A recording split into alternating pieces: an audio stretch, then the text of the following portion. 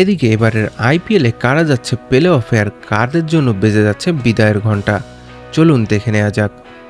IPL তো প্রায় শেষ পর্যায়ে, কিন্তু প্লে অফের অঙ্ক মেলাতে ফ্যানদের ক্যালকুলেটর যখন হ্যাং হওয়ার দশা।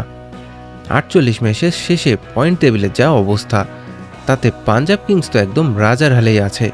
13 পয়েন্ট নিয়ে তারা টপে, আর একটা জয় পেলেই কেল্লা ফতে। উল্টো দিকে বিরাট কোহলির বেঙ্গালুরু আর সানরাইজ হায়দ্রাবাদও কিন্তু এক পা দিয়ে রাখছে প্লে অফে। রাজস্থানও পিছিয়ে নেই, এদের সবার পকেটে প্রায় 12 থেকে 13 পয়েন্ট। বিশাল কোনো ভূমিকম্প না হলে এই 4 দলকে আমরা হয়তো শেষ 4-এ দেখতে যাচ্ছি।